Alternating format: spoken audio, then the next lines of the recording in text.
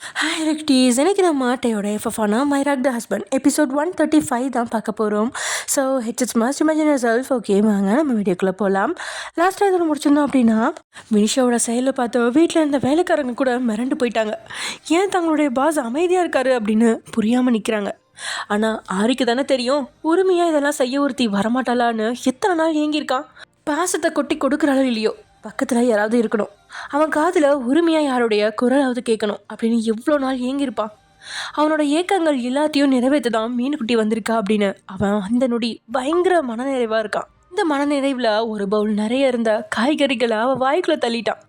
போதா குறைக்கு ஒரு கிளாஸ் பாலை வேற அவள் கையில் கொடுத்துட்டான். சொந்த பார்வையை பார்த்தாலும் வேற வழி இல்லாமல் அதையும் மடமடன்னு குடிச்சு உள்ள தள்ளி அவளை அறியாத ஒரு குட்டி ஏப்பத்தை விடுறா. ஓகே மீனுக்குட்டி, சாயங்காலம் பார்ப்போம் அப்படின்னு சொன்னபடியே ஆறு எலும்பவும் அவன் கூட சேர்ந்து எழுந்தவா. சாயங்காலம் சூடாமணி இருக்கிறதுக்கு என் அழைச்சிட்டு போவியா அப்படின்னு கேட்குறா எதிர்பார்ப்போட. நோ, நான் இப்போ ஆஃபீஸ்க்கு போகிறேன், சாயங்காலம் மீட் பண்ணலான்னு சொன்னேன். மற்றபடி நீ இப்போ சமத்து பிள்ளையா, என்னோட பழைய மீனுக்குட்டியா என் கண்ணுக்கு எப்போ தெரியறியோ அப்போ தான் உன்னால் சூடாமணியை மீட் பண்ண முடியும். அப்புறம் கோவம் தான் இங்கே இருக்கிற எதை வேணாலும் விட, பட் ஒரு சில பொருளை மட்டும் உடைக்கக்கூடாது. அது என்னங்கிறது வேலைக்காரங்க சொல்லி தருவாங்க. உனக்கு கத்த தோணுனாலும் நீ கத்தலாம். சண்டை போடணும்னு நினச்சா வெளியிலேருந்து 2 பாடி கார்ட்ஸ் கூப்பிட்டு சண்டை போட்டுக்கோ. பட் ஒன்லி ஒன் திங், சாப்பிடாம பட்டினி கிடக்கிறது, ரூமை போட்டுக்கிட்டு உள்ளே கிடந்து பிடிவாதம் பிடிக்கிறது, இந்த 2 விஷயம் இருக்கக்கூடாது அப்படின்னு சொல்லிட்டு ஆரி அவன் பட்டுக்க போகிறான். இவன் என்ன ஜென்மம் அப்படின்னு கேட்க தோணுது வினிஷாவுக்கு. அமைதியாக ஒழுங்காக இரு அப்படின்னு மிரட்டாம உன் விருப்பத்துக்கு கோவப்படு, என்ன வேணாலும் செய் அப்படின்னு சொல்லிட்டு போகிறானே, உண்மையில இவன் என்ன ரகமாக இருக்கும் அப்படின்னு அவளுக்கு புரியல. ஒழுங்கா சூடாமணி தந்துடு ஆரி, இல்லைன்னு வச்சுக்கோ, நீ திரும்பி வர்றப்ப நான் இங்கே இருக்க மாட்டேன், தப்பிச்சு போயிடுவேன், என்னால் முடியாதுன்னு நினைக்காத அப்படின்னு அவள் மிரட்டலாம் சொல்ல.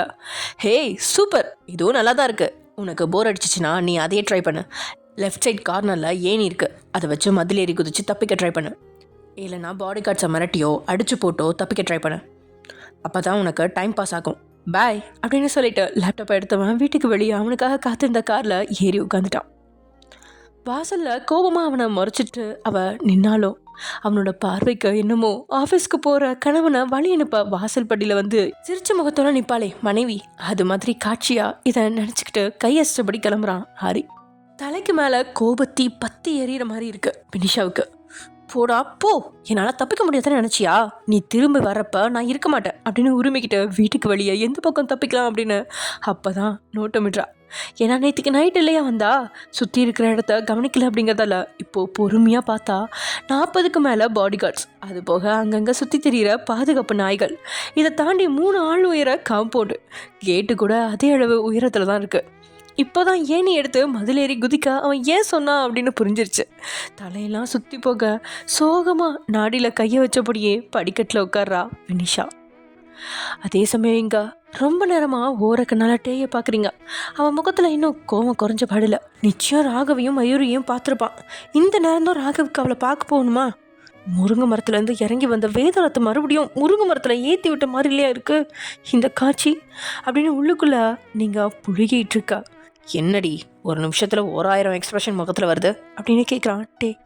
அது ஒன்றும் இல்லைங்க அப்படின்னு நீங்கள் தொடங்கும் போதே, ஒன்றும் பெருசாக இல்லைன்னு எனக்கு தெரியும், காலை பொம்பளை பிள்ளை மாதிரி ஒடுக்குமாவே ஏன் பப்பரப்பான வச்சுருக்கா அப்படின்னு டே சொல்லவும், இன்னும் காலை விரித்து வைக்கிறீங்க நீங்கள், என் புருஷன் காரு எப்படி வேணாலும் இருப்பேன் அப்படின்றீங்க திமிரா. ஓஹோ, அப்படின்னா கொஞ்சம் காலை தூக்கி வையே, அந்த கண்ணாடி வழியாக இன்னும் கொஞ்சம் கிளியராக உள்ளே இருக்கிறதெல்லாம் தெரியட்டும், கொஞ்சம் கூட பார்த்து ரசிச்சுக்கிறேன் அப்படின்னு டே சொன்னதும் காலை ஒழுக்கிக்கிட்டு ஏதாவது கண்ணாடியில் தெரிஞ்சிருக்கமோ அப்படின்னு பயத்தோட டேயை பார்த்து நீங்கள், என்னங்க உண்மையாகவே தெரிஞ்சிச்சா அப்படின்னு கேட்குறீங்க அப்பாவியா. தெரிஞ்சது தான், வெள்ளை பள்ளிங்க கல் மாதிரி 2 குட்டி கல், அதுக்கு நடுவில் சிவப்பும் இல்லை கருப்பும் இல்லைங்கிற மாதிரி ஒரு புள்ளி, என் கையில் கூட அடங்காது அவ்வளோ குட்டி. பட் பார்த்த செகண்ட் சொர்க்கத்தில் கால் வச்சுட்டு வந்த மாதிரி ஃபீல் ஆச்சு. அதில் அப்படி என்ன இருக்குன்னு தான் தெரில, இனி தொட்டு பசைஞ்சு பார்த்தா தான் தெரியும் அப்படின்றான்ட்டே குறும்பு புண்ணுகையோட. அவன் எதை சொல்கிறான் அப்படின்னு உங்களோட டியூப்லைட் மண்டையில் உரைக்கல. உங்களோட சேலையை பாதத்துக்கு மேலே உயர்த்தி காலில் எங்கே கருப்பும் சிவப்பும் கலந்த புள்ளி கிடக்குது அப்படின்னு தேடி பார்க்குறீங்க. சில செகண்ட்ஸ் சேர்றதுக்கப்புறம் தான் மூளை வேலை செய்ய அவன் சொன்ன வார்த்தைகளை நினச்சி கண்ணும் வெக்கத்தில் சிவக்குது. நேத்தி அவனுக்கு எதை காட்டி கொடுத்தேன் அப்படிங்கிறது புரிஞ்சு மனசுக்குள்ளே சொல்ல முடியாத சந்தோஷத்தில் இருந்த உங்களோட சந்தோஷத்தை பறிக்கிறதுக்குன்னே கார் கிம் வீட்டு காம்பவுண்டுக்குள்ளே நுழையுது. உங்களோட கை கோத்து வீட்டுக்குள்ளே டீ நுழையும் போதே காஃபி கப்போட டீயை வரவேற்க வந்த லக்ஷ்மிக்கு உங்களை பார்த்து லேசான அதிர்ச்சி தான். சரியா உங்களை இன்னோட 13 நாளைக்கு அப்புறம் பார்க்குறா. நீங்களும் லக்ஷ்மியை தயங்கி தான் பார்க்குறீங்க. எப்படியும் டேயை விட்டு போனதால் மாமியாருக்கு தான் மேலே அளவு கடந்த கோபம் இருக்கும். எப்படி பேச்சு கொடுக்கறது அப்படின்ற யோசனையில் நீங்கள் நிற்க லக்ஷ்மியோட கையில் இருந்த காஃபி கப்பை வாங்கின டே, அம்மா இன்னைக்கு ஒயன் அவ்வளோவா வேலை செய்ய மாட்டா, அவர் ரொம்ப டயர்டாக இருக்கா, ஸோ நீங்களே எல்லா வேலையும் பார்த்துக்கோங்க அப்படின்றான். சரின்னு மட்டுமே லக்ஷ்மி தலையாடிட்டு இருக்க உங்களோட கையை பிடிச்சபடியே பெட்ரூமுக்கு அழைச்சிட்டு போகிறான் டே. உங்களுக்கு முன்னாடி கண்ணை உருட்டி பார்த்தாலும் நீங்கள் 2 பேரும் கை கோத்து நடக்கிறத பார்க்கும்போது லக்ஷ்மிக்கு அளவு கடந்த சந்தோஷம்தான். நீங்கள் இல்லாத நாட்களில் டே எவ்வளோ கஷ்டப்பட்டான் அப்படிங்கிறத தாய்க்கு புரியாமல் ஒன்றும் இல்லை. இனி தன்னுடைய மகன் கஷ்டப்பட மாட்டான் அப்படிங்கிற சந்தோஷம். அதே நேரத்தில் மகனை விட்டு இவ்வளோ நாள் இன்னொரு வீட்டில் இருந்திருக்கீங்களே அப்படின்னு உங்கள் மேலே லேசான கோபமும் எட்டி பார்க்க சமையல் அறைக்கு போகிறா லக்ஷ்மி. இங்கே கிச்சனில் நின்று திருட மாதிரி எட்டி பார்த்துட்டு இருந்த கண்ணம்மா கிட்ட, என் பையன் ரோஷத்துலேருந்து இறங்கி வரவே மாட்டான், ஆனால் இன்றைக்கி பார்த்தியா அவன் பொண்டாட்டி அழைச்சிட்டு வந்திருக்கான், என்னால் நம்பவே முடியல அப்படின்னு லக்ஷ்மி சொல்ல, ஆமாம்மா எனக்கே ஒரு செகண்டில் தலை சுற்றி மயக்கம் போடுற அளவுக்கு ஷாக் ஆச்சு. ஒயனை நம்ம 2 பேருமே அழைச்சிட்டு வரோன்னு சொன்னதுக்கே வானத்துக்கும் பூமிக்கும் குதிச்சாரு. இப்போது தம்பியே அவளை அழைச்சிட்டு வந்திருக்காரு. இதுலேருந்து என்ன தெரியுது, பொண்டாட்டிங்க ரோஷமாக இருந்தால் புருஷங்காரங்க இறங்கி வந்து தான் ஆகணும். நீங்களும் இருக்கீங்களே, புருஷன்கிட்ட ரோஷமும் பிடிக்க தெரியல, கோவமும் பட தெரியல, எப்போ பார்த்தாலும் அந்த ஆளுக்கு சேவை பண்ணிக்கிட்டு வாங்க புருஷன் தோலை தான் உரிக்கல, வெங்காயத்தோட தோலையாவது உரிங்க அப்படின்னு சொன்னபடியே 2 கிலோ வெங்காயத்தை எடுத்து லக்ஷ்மியோட கையில் கொடுக்குறா. அடியே நாளுக்கு நாள் நீ எனக்கு மரியாதையே தர மாட்டேங்கிற, எப்போ பார்த்தாலும் என்னை டேமேஜ் பண்ணுறதே ஒரு வேலையை வச்சிருக்க அப்படின்னு சொன்னபடியே வெங்காயத்தை தான் உரிக்கிறா லக்ஷ்மி. அதே சமயம் டேயும் நீங்களும் பெட்ரூம்குள்ளே போகிறத பார்த்தபடி தன்னோட பெட்ரூம் கதவை உள்பக்கமாக போட்டு ரகுநாதன் மொபைல் எடுத்து சுனிலுக்கு ஃபோன் பண்ணுறான். அண்ணா ஒரு குட் நியூஸ், வயன் திரும்பி வந்துட்டா அப்படிங்கிற தகவலை பரிமாறுறான். இப்பயும் வீட்டுக்குள்ளே வர முடியாமல் ரோட்டில் தான் சுற்றுற நிலைமையில் சுனிலும் பாலகிருஷ்ணவும் இருக்க அவனுக்கு கொஞ்சம் அதிர்ச்சியாக தான் இருக்குது இந்த தகவல். என்னடா உண்மையாக சொல்கிற அப்படின்னு சந்தேகமாக அவன் கேட்க, ஆமாம் டே தான் வயன் அழைச்சிட்டு வந்தான். நான் கூட இன்றைக்கி டே வீட்டுக்கு வரலன்னா லக்ஷ்மியை பிரெயின் வாஷ் பண்ணி அவளே அவள் கையை கத்தியால் அறுத்துட்டு வயன் அழைச்சிட்டு வான்னு டே கிட்ட ஒப்பாரி வைக்கிற அளவுக்கு பண்ணணும்னு திட்டம் போட்டு வச்சுருந்தேன். அதுக்கெல்லாம் அவசியமே இல்லாமல் டே அவளை அழைச்சிட்டு வந்துட்டான். அநேகமாக நேற்றுக்கு டேயோட ஃபோட்டோ ஒன்று லீக் ஆகி பெரிய பிரச்சனையை கிளப்பிட்டு இருந்துச்சு.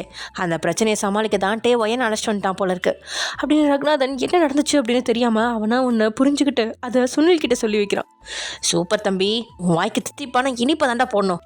நான் ரோட்டில் கிடக்கிறது கூட எனக்கு பயமா இல்லை, ஆனால் அந்த ஒயன் ராகவோட வீட்டில் இருக்கிறதா நினச்சாதான் ஒவ்வொரு செகண்டும் பீதியாக இருந்துச்சு. எப்படியோ அவள் வந்துட்டா, அது போதும். இதுக்கு மேலே என் பையன் அந்த குடும்பத்தை சந்திக்க வாய்ப்பே கிடையாது. அவங்க என் பையனை சந்திக்க என் பையனும் விடமாட்டான். என்னையும் டேயும் யாராலையும் பிரிக்க முடியாது அப்படின்னு கர்வமாக கத்துறான். அதை கேட்டு ரகுநாதனுக்கும் ஒரே வில்லத்தனமான சந்தோஷம்தான். சரியண்ணா, உன்னோட திட்டம் என்னாச்சு? வீட்டுக்குள்ளே வர்றதுக்கு ஏதாவது ஏற்பாடு பண்ணியா அப்படின்னு அவன் கேட்க, அதெல்லாம் பக்காவாக பண்ணியாச்சு. இன்றைக்கி ப்ரெஸ் கான்ஃபரன்ஸில் டேக்கிட்ட எல்லாருமே உங்கள் அப்பாவையும் தாத்தாவையும் வீட்டை விட்டு துரத்திட்டாங்களான்னு கேள்வி எழுப்புவாங்க. அதை சமாளிக்க முடியாமல் டே தடுமாறுவான். இந்த பொருளை உண்மையாக கூடாதுங்கிறதுக்காகவே எங்களை வீட்டுக்குள்ளே கொண்டு வந்துடுவான். அவனுக்கு வேறு ஆப்ஷனே இல்லை. இன்றைக்கோ நாளைக்கோ கூடி சீக்கிரம் அந்த வீட்டுக்குள்ளே வந்துடுவேன். அதுக்கப்புறம் அந்த ஓடுகாலி ஒயனுக்கு இருக்குது. சரி தம்பி, ஏதாவதுனா ஃபோன் பண்ணு அப்படின்னு சொல்லிட்டு காலை கட் பண்ணிட்டான் சுனில். என்னாச்சுடா அப்படின்னு சுனிலோட பக்கத்தில் இருந்த பாலகிருஷ்ணா கேட்க, அந்த ஒயன் திரும்பி வந்துட்டா, இனி அந்த குடும்பம் என் பையனை நெருங்க முடியாது அப்படின்னு பெருமையாக சொல்கிறான் சுனில். சுனிலுக்கு எவ்வளோ சந்தோஷமோ அதை விட பயங்கரமான திருப்தி பாலகிருஷ்ணாவுக்கு தான். சுனிலாவது தன்னோட மகனை பிரிச்சிருவாங்க அப்படின்னு 10 நாள் புலம்பி தான் தள்ளினான். ஆனால் பாலகிருஷ்ணாவுக்கு 10 நாளாக தூக்கம் இல்லை. நீங்கள் ராகவோட வீட்டில் இருக்கீங்க அப்படின்னு தெரிஞ்ச நேரத்துலேருந்து கூடி சீக்கிரம் கிம் வீட்டுக்குள்ள நுழைஞ்சு தன்னை பீதி அடைய வச்ச உங்களை ஒரு வழி ஆக்கணும் அப்படின்னு சுனிலை விட பயங்கரமான வன்மத்தில் இருக்கான் பாலகிருஷ்ணா. அதே சமயம் இங்க பூஞ்சோலையில் வாடை காற்றும் வாட சந்தம் பாட கூடாதென்று கூறும் பூவும் ஏது மண்ணின் மீது ஒரே ஒரு பார்வை தந்தால் என்ன தேனே ஒரே ஒரு வார்த்தை சொன்னால் என்ன மானே ஆகாயம் தாங்காத மேகம் ஏது கண்ணே நிலாவேவா செல்லாதேவா என்னாலும் முன் பொன்வானம்தான் என்னை நீதான் பிரிந்தாலும் நினைவாலே அனைத்தே நிலாவேவா ஆ, செல்லாதேவா என்னாலும் பொன்வானம்தான். அப்படின்ற பாட்டு மொபைலில் பாடிட்டுருக்க இங்கே வக்கீல் ஆஃபீஸில் உட்காந்துருக்கிறேன் அப்படிங்கிறதையே மறந்து டேபிளில் தலையை சாய்ச்சி மூளையே சூடாகி உருகி ஒழுகி போகிற அளவுக்கு யோசிச்சுட்ருக்கா தியா. எதுக்கு ஹாஸ்பிட்டலுக்கு வர சொல்லியிருப்பான்? ஒருவேளை தியாவுக்கு இருக்கிற நோய் தீர்க்க முடியாத நோய், கூடிய சீக்கிரம் இறந்துருவா அப்படின்னு நினச்சிட்டானா? இல்லைனா பல முறை அடி வாங்கி டேமேஜ் வாங்கின உடம்பு தேராது அப்படின்னு புரிஞ்சு சோதிக்கிறதுக்காக ஹாஸ்பிட்டலா? இல்லைனா ஏஐட்ஸ் அந்த மாதிரி ஏதாவது வியாதி இருக்கும் அப்படின்னு தன்னை தப்பாக நினச்சிட்டானா? அதுவும் இல்லைன்னா லாயர் வேலைக்காக பல கெட்டப்புகளை போட்டுட்டானே அதனாலயா? இல்லை 3 ஆண் நண்பர்கள் கூட ஒரே வீட்டில் தங்கியிருந்ததால் சந்தேகப்பட்டு விஜினிட்டியை சோதிக்கிறதுக்காக வர சொல்லியிருக்கானா? எதுக்கு வர சொன்னா? என்ன காரணம் அப்படின்னு எல்லா பக்கமும் லாயர் மூளை யோசிச்சு சோர்ந்து போயிடுச்சு. ஆனால் உருப்படியாக எதுவுமே மூளையில் எட்டாமல் அடுத்த பாட்டை ஒழிக்க விட்றா மொபைலில். காதல் வளர்த்தேன் உன்மேல் நானும் புள்ள காதல் வளர்த்தேன் அப்படின்னு ஒழுக்கமாக பாடிட்டு இருந்த அந்த பாட்டு அதுக்கு மேலே பாடாமல் நின்றா. கையை தடவி மொபைலை மறுபடியும் பாடலை ப்ளே செஞ்சதுக்கு மொபைலை தேடினா அதை காணலை. உடனே தலை நிமிர்ந்து பார்த்தா அவளுக்கு முன்னாடி கையை கட்டிக்கிட்டு கோபம் நின்றுட்டு இருக்கா சீனியர் நிஷா மலர். அப்புறம் அவளோட ஃப்ரெண்ட் சஜித்தும் வரலும். ஏன் என்னாச்சு? எதுக்கு எல்லோரும் இங்கே வந்திருக்கீங்க? பெண்டிங்கில் இருக்கிற கேஸ் ப்ரிப்பேர் பண்ணுங்க அப்படின்னு தியா சொல்ல, முதல்ல நீ என்ன பண்ணிட்டு இருக்க தியா? ஆஃபீஸ்க்கு வந்ததே லேட்டு. இதில் உன் பாட்டுக்கு சேரில் உட்காந்து ஃபைலை புரட்டி பார்க்காம லவ் ஃபெயிலியர் பாட்டை ஓட விட்டு ஒழுங்காக வேலை பார்க்குறவங்கள கூட வேலை செய்ய விடாமல் டார்ச்சர் பண்ணிட்டு இருக்க. நீ ஒரு பக்கம் இப்படி டார்ச்சர் பண்ணுறேன்னு பார்த்தா உன் ஃப்ரெண்டு ரித்திக் இன்னைக்கு ஆஃபீஸுக்கே வரல. ஏன் வரலன்னு கேட்டு பார்க்கலான்னு ஃபோன் பண்ணால் அவன் ஃபோன் சுவிட்ச் ஆஃப் அப்படின்னு திட்டுறா நிஷாமலர். ஏன்னா சத்யமூர்த்தி ராகவ் 2 பேரும் சில நாட்களுக்கு வக்கீல் ஆஃபீஸ்க்கு வர மாட்டாங்க அப்படிங்கிறதால நிஷாமலர் தான் இன்சார்ஜ். ஒரு நாள் கொஞ்சம் லவ் ஃபீல் சாங் கேட்டுடக்கூடாதே? உடனே சேலையை வாரம் இடுப்பில் சொல்லிட்டு வந்துடுவீங்களே. இனி நான் பாட்டே கேட்கல, வேலையை பார்க்குறேன். அப்புறம் ரித்திக் இன்னைக்கு ஆஃபீஸ்க்கு வரமாட்டான். அவன் அப்பாவுக்கு உடம்பு முடியல, ஹாஸ்பிட்டலில் அவன் அப்பா கூட இருக்கான் அப்படின்னு சொல்லிட்டு பெண்டிங்கில் இருந்த ஒரு கட்டு கேஸ் ஃபைலை எடுத்து தான் முன்னாடி வச்சு அவள் ப்ரிப்பேர் பண்ண ஆரம்பிக்க, பக்கத்தில் நின்ன சஜித்தோ, எனது ரித்திக் ஹாஸ்பிட்டலுக்கு போனானா? அதுக்கெலாம் வாய்ப்பே இல்லையே. அரை மணி நேரத்துக்கு முன்னாடி தான் ஹாஸ்பிட்டலுக்கு போய் அவன் தங்கச்சி ரஹீமாவை சைட் அடிச்சுட்டு வரேன். அந்த நேரத்தில் அவன் அம்மா தான் சொன்னாங்க நேற்றுக்கு ராத்திரி அவன் வருவான்னு தியா சொன்னா. ஃபோன் பண்ணால் சுவிட்ச் ஆஃபில் இருக்குது, அவன் ஹாஸ்பிட்டலுக்கும் வரல அப்படின்னு சொல்லி அவங்க ரொம்ப பயந்தாங்க அப்படின்றான் சுஜித். அட பாவி, உன் அப்பா வயசில் இருக்கிற ஒருத்தர் உடம்பு முடியாமல் கிடக்கிறாரு, அவரை பார்க்க போகல, அவர் பொண்ணு சைட் அடிக்க போனேன்னு சொல்றியே வெக்கங்கட்டவனே அப்படின்னு தலையில் அடிச்சுக்கிற மாதிரி தான் 3 பேரும் சஜித்தை பார்க்க. ஐயோ அவசரப்பட்டு உளறிட்டனா அப்படிங்கிற மைண்ட் வாய்ஸோட பல்ல காட்டுறான் சஜித். எல்லாருமே தீயா மறைச்சாலும் தியா மட்டும் ஹேண்ட்பேக்கை எடுத்து தோளில் மாட்டிக்கிட்டு, ரித்திக் எங்கே இருக்கானு எனக்கு தெரியும், நான் போய் அவனை அழைச்சிட்டு வரேன் அப்படின்னு சொல்லிட்டு கிளம்புனவ ஆட்டோவில் நேராக ஒரு கம்ப்யூட்டர் சென்டருக்கு முன்னாடி போய் நிற்கிறா. திறந்து கிடந்த கம்ப்யூட்டர் சென்டருக்குள்ளே வேகமாக நுழைஞ்சா அங்கே தான் நேற்றுக்கு நைட்டு முழுசும் தூங்காமல் கண்ணை உருட்டிக்கிட்டு கம்ப்யூட்டரை பார்த்துட்டு இருக்கான் ரித்திக். ஏற்கனவே தலையில் காயம், டாக்டர் ஓய்வெடுக்க சொல்லியும் தூங்காமல் இருக்கிற தன் நண்பனோட தோள்பட்டையில் பலமாக அடிக்கிறா தியா. அதில் அவன் தலையை சரித்து பார்க்க, இங்கே என்னடா பண்ணுற? உங்கள் அப்பா அங்கே முடியாமல் கிடக்கிறாரு, உன் ஃபேமிலியால் எப்படி தனியாக எல்லாத்தையும் ஹேண்டில் பண்ண முடியும்? அவங்கள பார்க்க போகாமல் இங்கே உனக்கு என்னடா அப்படி ஆணி பிடுங்குற வேலை அப்படின்னு தியா கோவப்படா. தியா கோவப்படாத, நான் போகலான்னு தான் நினச்சேன், ஆனால் ஒரு சின்ன பிரச்சனை.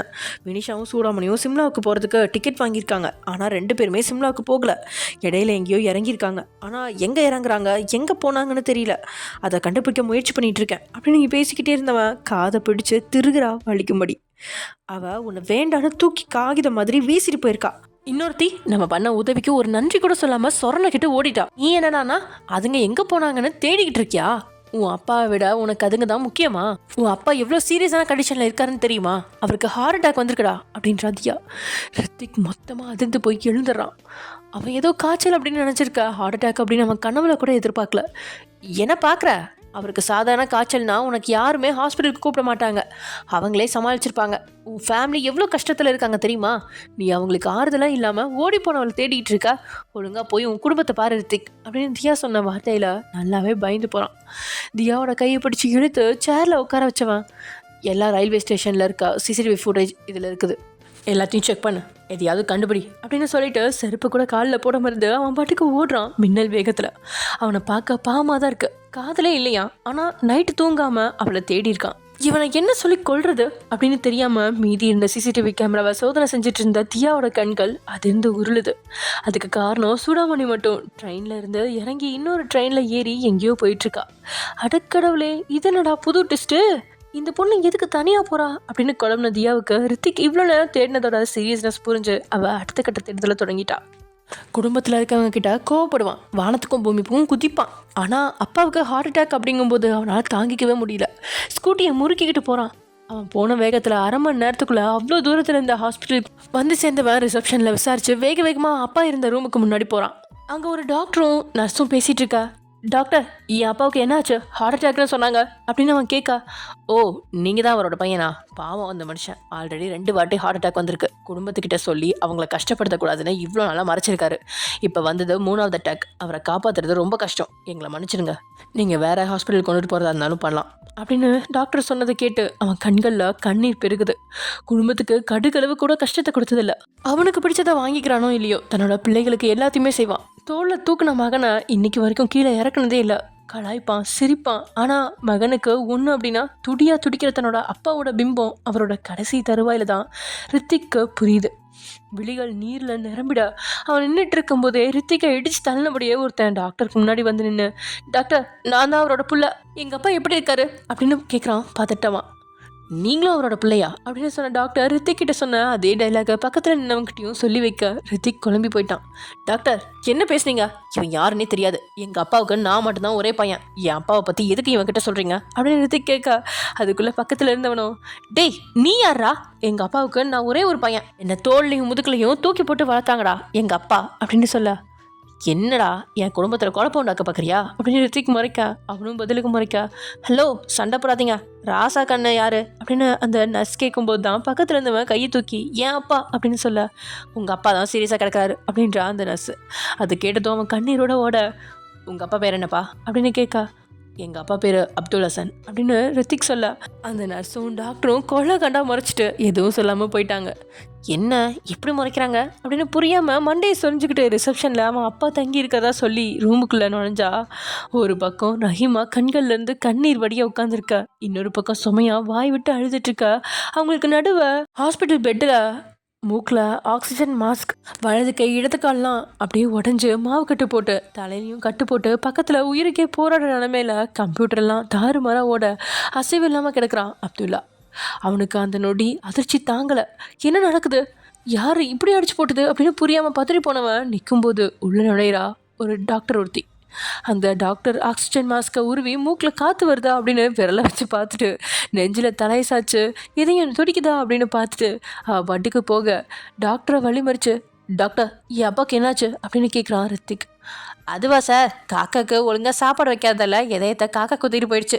கஞ்சா பிடிக்கிறதுனால கையும் காலும் அழுகி போயிடுச்சு. தலையில் கிரிக்கெட் பந்து விழுந்ததால அப்படின்னு டாக்டர் ஏதோ சம்மந்தம் இல்லாமல் பேசிகிட்டு இருக்க. சந்தேகமாக டாக்டரோட முகத்தில் இருந்த மாஸ்கை கீழே இருக்குன்னா டாக்டர் கெட்டப்பில் நின்றுட்டு இருக்கா சூடாமணி. அட, என்னடா நடக்குதுங்க? அந்த நொடி ரித்திக்கு அவள் உண்மை அப்படின்னு அவனுக்கு விளங்கலை. எந்நேரமும் சூடாமணியை பற்றி நினச்சிட்டு இருக்கிறான் அப்படிங்கிறதுனால தான் கற்பனையாக இந்த உருவம் தான் முன்னாடி வந்திருக்கா அப்படிங்கிற மாதிரி அவன் பார்த்துட்டு இருக்கும்போதே ஓடி வந்த சுமையா ஒரு கையால் ரித்திக்கை தள்ளி விட்டுட்டு சூடாமணியோட கையை பிடிச்சவ, டாக்டர், என் தம்பி படுத்து படுக்கையாக கிடக்குறான், அவனை காப்பாத்துங்க ப்ளீஸ் அப்படின்னு கெஞ்சிரா. உம்மா, தம்பியா, அது உன் புருஷன் அப்படின்னு ரித்திக் பேசிகிட்டு இருக்க. அவனை கண்டுக்காம ஓடி வந்த ரஹிமாவும் சூடாமணியோட இன்னொரு கையை பிடிச்சிட்டு, ஆமாம் டாக்டர், என் புருஷன் என்னை விட்டுட்டு போய் பல வருஷமாச்சு. எனக்கு இருக்கிறது என் 2 பிள்ளைங்க மட்டும்தான். என் பிள்ளைய காப்பாற்றுங்க டாக்டர் ப்ளீஸ், அதுக்கு பதிலாக என் உசுரை எடுத்துக்கோங்க அப்படின்ற அழுதபடி.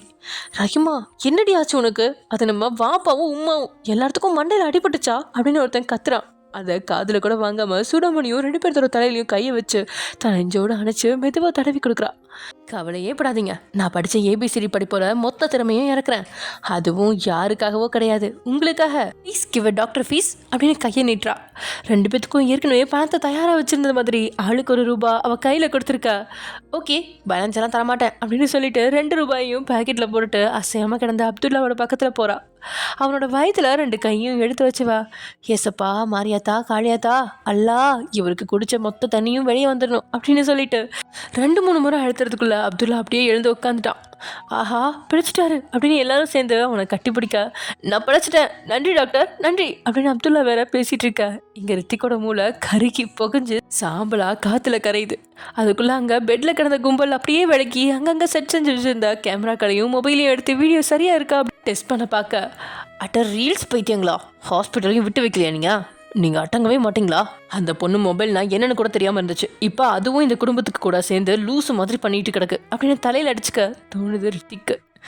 சூப்பர், நம்ம பெர்ஃபார்மன்ஸ் எல்லாமே நம்புற மாதிரி ரியலிஸ்டிக்காக வந்திருக்கு பாப்பா அப்படின்னு ரகிமா சொல்ல, அதுக்குள்ள ஆமாங்க அப்படியே உண்மையானது மாதிரியே இருக்கு, இந்த முறை லைக்கு கமெண்ட்டு ஷேர் எல்லாம் பிச்சுக்கும் பாருங்க அப்படின்னு சுமையா வேற பெருமை பாரு. செருப்பு தான் உங்கள் தலையில் வந்து விழுக்கும். நீங்கள் பண்ணுறது ஓவர் ஆக்டிங்னா ஊருக்கே தெரியுது, ஏன் உங்களுக்கு மட்டும் புரிய மாட்டேங்குது? அவன் மில்லியன் ஃபாலோவர்ஸ்க்கு மேலே வச்சுக்கிட்டு ரீல்ஸ் போடுறான், ஆனால் நீங்கள் 100 ஃபாலோவர் வச்சுட்டு ஏன் சீன் போடுறீங்க? எந்த இடத்துக்கு போனாலும் லூஸு மாதிரி ரீல்ஸ் பண்ணுற குடும்பம் நீ தானேன்னு எல்லாரும் சொல்லி கிண்டல் பண்ணுறாங்க. என் மானமே போகுது தெரியுமா? நீங்கள் ரீல்ஸ் பண்ணுற மாதிரி இருந்தா எனக்கு ஒரு பாட்டில் விஷம் வாங்கித்தாங்க, நான் செத்து போகிறேன் அப்படின்னு ரித்திக் ஃபோர்ஸாக பேசிகிட்டு இருக்கும்போதே எழுந்து வந்து அப்துல்லா அவன் கையில் எதையோ கொடுக்குறான். என்னது விஷமா அப்படின்னு கேட்க, விஷம் இல்லடா மகனே, ஹாஸ்பிட்டல் பில்லு. அப்பாவுக்கு ஹாஸ்பிட்டலில் ஸ்டார் ஹெல்த் இன்சூரன்ஸ் இருக்குது, ஆனால் அதை ரெனிவல் பண்ண மறந்து போய் ஹாஸ்பிட்டலில் வந்து சேர்ந்துட்டேன். பில்லு கட்டாமல் ஆஸ்பத்திரியிலேருந்து விட மாட்டேன்னு சொல்லி லேசாக கேஸ் ப்ராப்ளத்தால் நெஞ்சு வலின்னு ஹாஸ்பிட்டலுக்கு குடும்பத்தோடு வந்த என்ன இங்கேயே உட்கார வச்சுட்டாங்க. எங்கள் கிட்ட பணம் இல்லை, அதான் உன்னை வர வச்சு உங்ககிட்ட பில்லை கட்ட சொல்லலாமேன்னு வெயிட் பண்ணிட்டு இருந்தோம், பில்லை பே பண்ணுறா அப்படின்றான் அப்துல்லா. சோதனை மேல் சோதனை போதுமடா சாமி அப்படின்னு பேக்ரவுண்டில் பாட்டு அவன் மனசுக்குள்ள ஓட, தன்னோட குடும்பம் எதுக்கு நேற்று நைட்டு இருந்து தன்னை எதிர்பார்த்தது அப்படிங்கிறது அவனுக்கு இப்போ புரியுது. ஹலோ, என்னை ரொம்ப சோதிக்கிறீங்க அப்படின்னு நினச்சிக்கிட்டவன், போங்க போய் அந்த ரிசப்ஷனில் நில்லுங்க, இல்லைனா ஏதாவது பஸ்ஸில் ஏறி வீட்டுக்கு கிளம்புங்க, நானே பில் பே பண்ணிவிட்டு வந்து தொலைகிறேன் அப்படின்னு சொல்லிட்டு பில் அமௌண்ட்டை பிரித்து பார்த்தா ஹாஸ்பிட்டல் செலவு கூட 1700 தான். நைட்டு சாப்பிட்ட செலவு, காலையில் சாப்பிட்ட செலவு, ஒரு மாதம் மளிகை கடை லிஸ்ட்டுன்னு ஒரு பெரிய தொகையாக அவன் தலையில் வச்சுட்டு போயிருக்கு குடும்பம் அப்படின்னு தெரிஞ்ச நேரத்தில் எல்லாத்தையும் முறைக்கலாம் அப்படின்னு தலை நிமிர்ந்து பார்த்தா மொத்த குடும்பமும் எஸ் ஆகி 2 நிமிஷம் இருக்குது. சூடாமணியை பார்த்துருக்கான், அந்த அதிர்ச்சியை அவன் அனுபவிக்கவே இல்லை. அவள் திரும்ப வந்துட்டா அப்படிங்கிற சந்தோஷத்தையும் அனுபவிக்கல. இந்த குடும்பம் காட்டின செயலில் மொத்தமாக சமைச்சு நின்னவன் கிட்டத்தட்ட 7000 ரூபாயை ஒரே நாளில் பில் அமௌண்ட்டுக்கு செலவு பண்ணிட்டு வீட்டுக்கு வந்து சேர்க்குறான். உள்ளே நுழைஞ்சதும் ரித்திக் குடிக்க தண்ணி வேணுமா அப்படின்னு சுமையா கேட்கா, ஆசிட் தாங்க தலையில் ஊற்றிக்கிறேன் அப்படின்றான் கோமா. ஆசிடா அண்ணா, நம்ம வீட்டில் அது இல்லை, 1000 ரூபாய் தா, கடைக்கு போய் வாங்கிட்டு வரேன் அப்படின்றா ரஹிமா. இந்த குட்டி வாண்ட கொண்டுடலாமா அப்படின்ற மாதிரி தான் தீயா முறைச்சிட்டு பெட்ரூம்குள்ளே போகிறான். குளிச்சு ரெடியாகி ஆஃபீஸ்க்கு போகிறதுக்காக கபாடை திறந்தவன் மொத்தமாக அதை கழிச்சு போட்டு எதையோ ட்ரெஸ்ஸை தேடிட்டு இருக்கா. இதையா தேடுறீங்க அப்படின்னு சொன்னபடியே அவனுக்கு முன்னாடி பிளாக் பேண்ட்டு ஒயிட் ஷர்ட்டை நீட்டுறா சூடாமணி. தலைமுடியை அழுத்தி கோதி பின்னோக்கி தள்ளிட்டு ட்ரெஸ்ஸை லபக்குன்னு பிடுங்கிக்கிறான். சூடாமணியும் சிரிச்சபடியே அங்கேருந்து கிளம்ப நிற்கும்போது பட்டின அவளோட கையை பிடிச்சவன் ஒரே இடுப்பில் அவனோட சேர்த்து இறுக்கமாக கட்டி அணைச்சிட்டான். 2-3 முறை இந்த அணைப்பு கிடைச்சிருக்கு, ஆனால் இவ்வளோ அழுத்தமான எதிர்பார்ப்பும் பாசமும் நிறைஞ்ச அணைப்பு அவளுக்கு இன்னைக்கு தான் கிடைக்குது. இதில் சூடாமணியோட ஆனந்த கண்ணீர் நிரம்பி வெளியே வடியாமல் கண்களிலேயே நிரம்பி நின்றுட்டுருக்கு. அவனை விட ஒரு அடிக்குள்ளமானவளோட கழுத்தில் தலையை மொத்தமாக சரித்து வச்சவனுக்கு வெளியே சொல்ல முடியாத சந்தோஷம். ரித்திக் முதலாக பேசி பழகி ஏமாத்தின பெண்ணு இவ கிடையாது தான். ஆனால் கூட அவன் பேசின பொண்ணுங்கள்லையே இவ தான் அப்பாவி, வெளியுலகம் தெரியாதவ, தன்னை நம்பி வந்தவ, தனக்காக உயிரையே கொடுப்பதுக்கு தயாரானவ. அப்படிப்பட்டவளுக்கு ஏதாவது ஆபத்து அப்படின்னா அவன் உயிர் வாழ்கிறதுலையே அர்த்தம் இல்லை அப்படிங்கிற அளவுக்கு நேற்றுக்கு நைட்டு ஒவ்வொரு சிசிடிவி கேமராவையும் சோதனை செஞ்சு அவளை காணறதால அவ்வளோ பயந்து போயிருந்தான். மனசெல்லாம் சந்தோஷம் நிரம்ப, ரொம்ப நன்றிங்க திரும்பி வந்ததுக்கு, நான் உண்மையாகவே உங்களை நினச்சி ரொம்ப பயந்து போயிட்டேன் அப்படின்னு சொல்லிக்கிட்டே அவன் முதுக சுற்றி கையை படர விட்டவன் இன்னும் இறுக்கமாக கட்டி அணைக்கிறான். அவனோட அணைப்பில் சூடாமணிக்கு உள்ளுக்குள்ளே சில்லுன்ற அந்த உணர்வு. எட்டி பார்க்க அவளை சுற்றி பட்டாம்பூச்சிலாம் பறக்குது, பனிமலை பொழியுது, பூக்கள்லாம் பூத்து குலுங்குது அப்படின்னு பழைய படங்களில் வர எல்லா எஃபெக்டும் அவன் மனசுக்குள்ளே ஓடிட்டு இருக்க. இறுக்கமாக கண்ணை மூடிக்கிட்டு நின்னவளுக்கு அந்த நொடி நேற்றுக்கு நடந்த நிகழ்வு தான் ஞாபகத்துக்கு வந்து போகுது. ஏய் வினிஷா, கண்ணை திறந்து பாரடி, உன்ன மாதிரி நானும் தானே பிஸ்கட் சாப்பிட்டேன், எனக்கு மயக்கம் எதுவும் வரல, நீ எப்படி மயங்கி விழுந்துட்ட, பயமா இருக்கு எந்திரி அப்படின்னு ட்ரெயினில் ஒரு கையில் பணப்பெட்டியும் இன்னொரு கையால் சீட்டில் மயங்கி கிடந்த வினிஷாவோட கையும் இறுக்கமாக பிடிச்சபடியே விழிகளில் நீர் நிரம்ப உட்காந்துருக்கா சூடாமணி. அந்த நேரத்தில் தான் பிஸ்கட் கொடுத்த அதே பொன் குழந்தை திரும்பி வந்து ஒரு மொபைலை சூடாமணிக்கிட்ட நீட்டுது.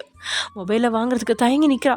அப்புறம் வாங்கி காதில் வச்சா, hi Chudamani sister, how are you அப்படின்னு ஆரியோட குரல் எதிரொலிக்குது மொபைலில்.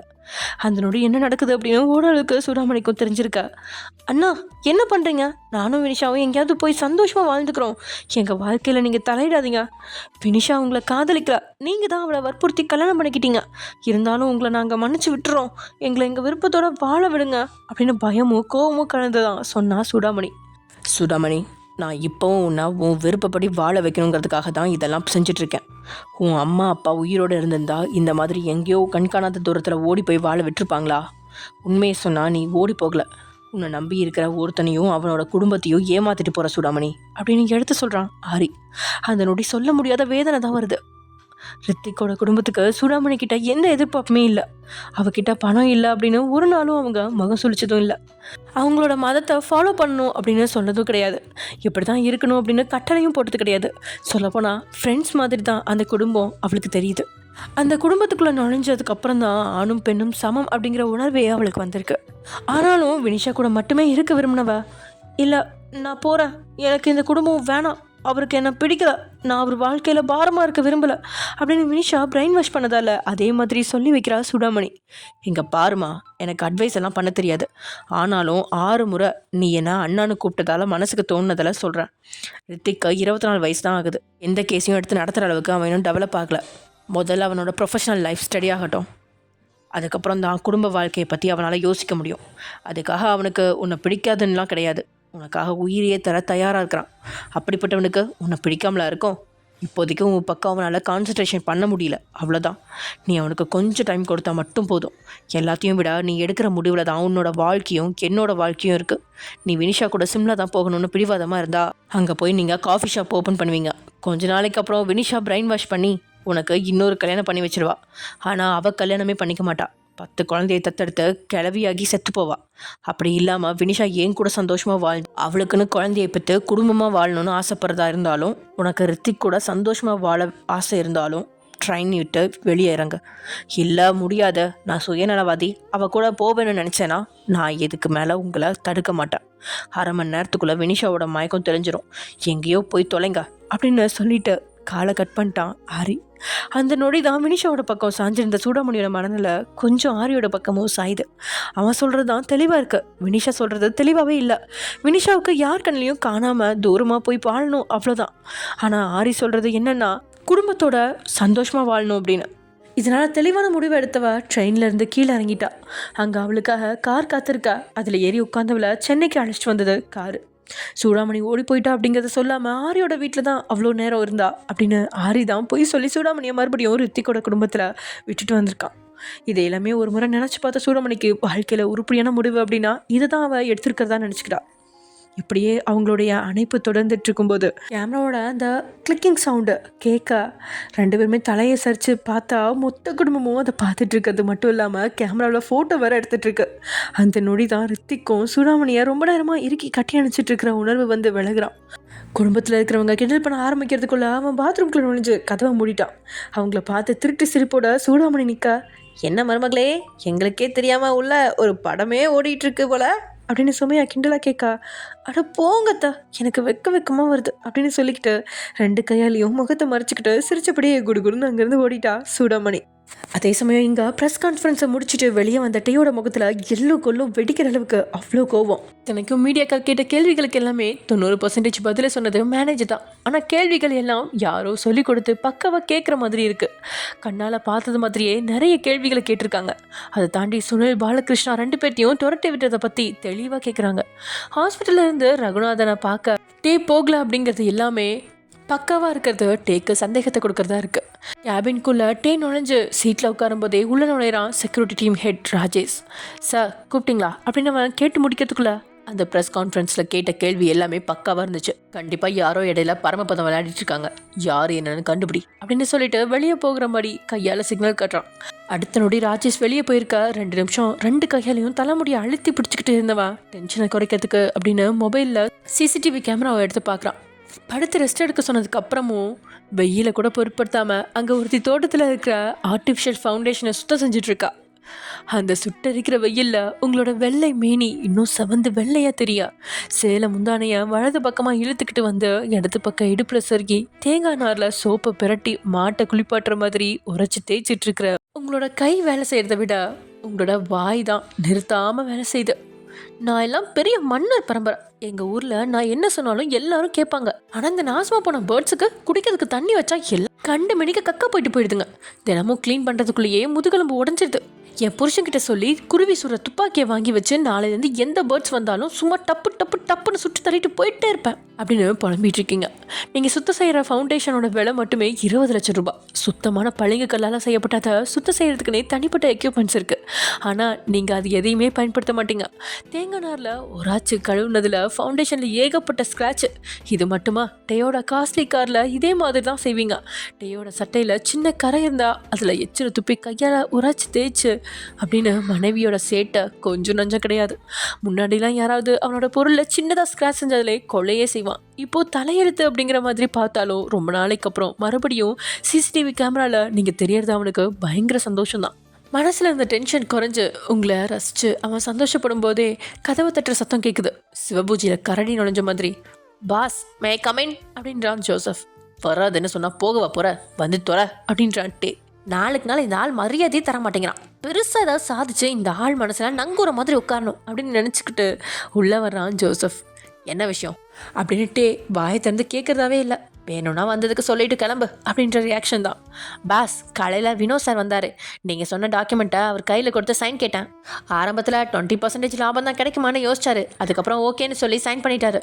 அப்புறம் உங்கள் அப்பாவையும் தாத்தாவையும் அழைச்சிட்டு வர சொன்னீங்களே, அவங்கள அழைச்சிட்டு வரதுக்கு நம்ம டீமை அனுப்புறதுக்கு முன்னாடியே அவங்களே ஆஃபீஸ்க்கு வந்துட்டாங்க பாஸ் அப்படின்றா மேனேஜர்.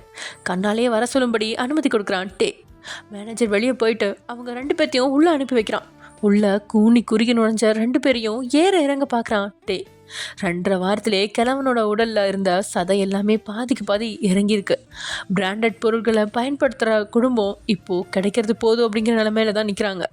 டே அவனா அவங்கள உட்கார சொல்கிற மாதிரியும் இல்லை, பேச்சுவார்த்தையாக தொடங்குற மாதிரியும் இல்லை. இதனால் சுனில் அவனா முன் வந்த, டே வினிஷாவை எவ்வளோ கூப்பிட்டாலும் வரமாட்டேங்கிறாப்பா. உன் தாத்தாவோட முகத்தில் வேற துப்பிட்டா, கன்னத்தில் அடிக்கிறதுக்கும் வந்தா, ஜஸ்ட் மிஸ்ஸில் அப்பா ஓடி தப்பிச்சிட்டாரு அப்படின்னு சொல்லும்போதே, ஓஹோ ஓடுற அளவுக்குலாம் அவருக்கு தெம்பு இருக்கா? ஆனால் கிம் வீட்டில் எப்பவுமே படுத்து தானே இருப்பார். இவருக்கு சேவை பண்ணுறதுக்குனே 3 பொண்ணுங்க இவர் பக்கத்திலே இல்லைன்னா இவரால் நிம்மதியாகவே இருக்க முடியாதே. இப்போ மட்டும் எப்படி ஓட முடியுது அப்படின்னு கேட்குறான் டே. 2 பேத்துக்கும் உள்ளுக்குள்ளே பக்குன்னு தான் இருக்குது. என்ன சொல்கிறது அப்படின்னு தெரியாமல் 2 பேரும் திணற, சொல்லுங்க அப்படின்றான் டே. அது திரும்பவும் வினிஷா கிட்ட மன்னிப்பு கேட்கலான்னு ராஜ்கிருஷ்ணா வீட்டுக்கு போனோம். அந்த வீட்டை பூட்டி சீல் வச்சுருக்காங்க. அவன் எங்கே இருக்கான்னு தெரியல. நீ ஒரு வார்த்தை எங்கே இருக்கான்னு சொன்னால் திரும்பவும் 2 பேரும் போய் மன்னிப்பு கேட்கலான்னு இருக்கோம் அப்படின்றான் சுனில். எப்படியும் பார்க்க வந்த 2 பேரும் கிம் வீட்டுக்குள்ளே சேர்த்துக்கிறபடி கெஞ்சுவாங்க அப்படின்னு பார்த்தா மறுபடியும் வினிஷா கிட்ட மன்னிப்பு கேட்க போகிறதுக்காக தயாராக இருக்கிறது கொஞ்சம் வித்தியாசமாக தான் இருக்குது டேக்கு. 2 முகரக்கட்டையை பார்க்கும்போதே இவங்க திருந்தின மாதிரிலாம் இல்லை, ஆனால் நொந்து நூடுல்ஸ் ஆகி தான் இருக்காங்க அப்படிங்கிறது தெளிவாக புரியுது. இன்றைக்கி ப்ரெஸ் கான்ஃபரன்ஸில் அப்பா தாத்தாவோட சொத்தையும் பிஸ்னஸையும் பிடுங்கிட்டு டே அவங்கள துரத்தி விட்டு தான் ஒரு சில கேள்விகள் எழும்புச்சு. இனி இவங்களை துரத்தி விட்டா யார் கண்ணிலையாவது இவங்க மாட்டினா டேயோட மானம் காற்றுல பறக்கும். இதனால் வேறு வழி இல்லாமல் கிம் வீட்டுக்கு போங்க அப்படின்றான். 2 பேர் முகத்துலேயும் பயங்கர சந்தோஷம்தான். உண்மையாக அவன் சொல்கிறான் அப்படின்னு மிரண்டு பார்த்தாலும் அவன் மனசு மாறுறதுக்குள்ளே போயிடலாம் அப்படின்னு 2 பேரும் கிளம்பும் போதே கையால் சொடுக்கு போடுறான் டே. சத்தம் கேட்டு 2 பேரும் திரும்பி பார்க்க, இப்போ மாதிரி எப்போவுமே நீங்கள் பண்ணுற தப்பை மன்னிச்சு ஏற்றுப்பேன்னு கனவு கண்டா அடுத்த முறை நான் தர்ற தண்டனை கொடூரமாக இருக்கும். இது வெறும் சாம்பிள் மட்டும்தான். இனிமேல் வீட்டுக்குள்ளே பொண்ணுங்களை அதிகாரம் பண்ணுறது, தேவையில்லாமல் திட்டுறது, அவங்கள வேலை செய்ய சொல்லி டார்ச்சர் பண்ணுறதுன்னு ஏதாவது பிரச்சனையை கிளப்புனீங்க அவ்வளோதான். அதுதான் நீங்கள் இந்த உலகத்தில் கடைசியாக இருக்கிற நாள் அப்படின்னு மிரட்டலாக சொல்கிறான். டே வாய்ஸ் அவுடு காட்டுறவன் கிடையாது, சொன்னால் செய்கிறவன் அப்படிங்கிற பயம் 2 பேத்துக்குள்ளேயும் இருக்க 2 பேரும் வெளியே போய் காரில் ஏறிட்டு அப்படியே கிளம்பிட்டாங்க. மகனோட மிரட்டலில் சுனில் நல்லாவே பயந்துட்டான். ஆனால் பாலகிருஷ்ணா தான் இன்னும் அடங்கின மாதிரியே இல்லை. அவன் முகத்தில் பயங்கர கோபமும் ஆணவமும் இருக்குது. அதே சமயம் நைட் வேலையில் ஹாஸ்பிட்டலுக்கு வெளியில் கொஞ்சம் தயக்கமாக நின்றுட்டுருக்கா தியா. அவள் இங்கே வந்திருக்க மாட்டேதான், ஆனாலும் அவளோட மனசில் ஒரு சில கேள்வி இருக்குது. அதை கேட்கறதுக்கு வந்திருக்கா. அவளோட கேள்விக்கான பதிலை சொல்கிறதுக்காகவே வந்து சேர்றான் ஜிமின் பைக்கில். பைக்கோட ஸ்டாண்டை போட்டு சாட்சி நிறுத்தினவன் தலையில் இருந்த ஹெல்மெட்டை உருவிட்டு தலையில் 2 முறை அசைச்சிட்டு கீழே இறங்கின ஸ்டைலில் சொக்கி போகுது தியாவோட கண்கள். ஆனால் லாயர் மூலம் அந்த கண்களுக்கு 2 குத்து குத்தி மறுபடியும் நார்மலாக அவனை பார்க்க வைக்குது. வா டார்லிங் போலாமா அப்படின்னு அவன் தியாவோட கையை பிடிக்கும் போதே அவன் கையை உதறினவ, ஜிமின் நீ எதுக்கு என்ன ஹாஸ்பிட்டலுக்கு வர சொன்ன? அப்படி என்ன செக்அப் பண்ணணும்னு நான் எதிர்பார்க்குற? எல்லாத்தையும் கொஞ்சம் டீட்டெயிலாக சொல்லு அப்படின்றா தியா. ஆக்சுவலி டீட்டெயிலாக பேசுகிறதுக்கு டைம் இல்லை. உன்னை செக் பண்ணுறதுக்கு ஸ்பெஷலாக டாக்டர் அமெரிக்காலேருந்து வர வச்சிருக்கேன். அவருக்கு இன்னும் 3 மணி நேரத்தில் ஃப்ளைட் இருக்குது. செக்அப் பண்ணுறதுக்கு 2 மணி நேரம் தேவைப்படும். ஸோ செக்கப்பை முடிப்போம், அதுக்கப்புறம் நானே உனக்கு டீட்டெயிலாக சொல்கிறேன் அப்படின்றான் ஜிமின். முறைச்சி பார்த்த தியா, போடா விளக்கண்ண, என்ன எதுன்னு நீ டீட்டெயிலாக சொல்லாமல் நான் எந்த செக்கப்பும் வரமாட்டேன் அப்படின்னு தியா பிடிவாதமாக சொல்ல. ஓகே ஓகே ஜஸ்ட் ரிலாக்ஸ், எதுக்குடி இவ்வளோ கோவப்படுற? இதா இந்த ட்ரிங்க்ஸை குடிச்சு கொஞ்சம் அமைதியாகு அப்படின்னு பைக்லேருந்து ட்ரிங்க்ஸை எடுத்து அவகிட்ட நீட்டான். அவனை முறைச்சபடியே ஜூஸ் பாட்டில் திறந்து உள்ள ஜூஸை மடமடன்னு இறக்குனதுக்கு அப்புறம் தான் ஜூஸோட சுவையில் வித்தியாசம் இருக்கிறது அப்படின்னு தியா உணர்ந்த நொடி தலை சுற்றுது ஹெவியா. அட பாவி, லாயருக்கே ஆப்பு வச்சிட்டியடா அப்படின்னு மைண்ட் வைஸ் ஓடி முடியறதுக்குள்ள அப்படியே சரிஞ்சிட்டா தியா. அவளை அள்ளிக்கா தூக்கிக்கிட்டு ஹாஸ்பிட்டலுக்குள்ள நுழையிறான் ஜிமின். இது என்னடா புது கதையாக இருக்குது? ஒருவேளை ஜிமின் தியாவோட எல்லா பார்ட்ஸையும் உருவிட்டு விட்ருவானோ? ஓகே ஃப்ரெண்ட்ஸ், இது இந்த எபிசோட முடிச்சுக்கலாம். நெக்ஸ்ட் எபிசோட நடக்க போகுது அப்படிங்கிறத நெக்ஸ்ட் எபிசோட பார்க்கலாம். Okay bye.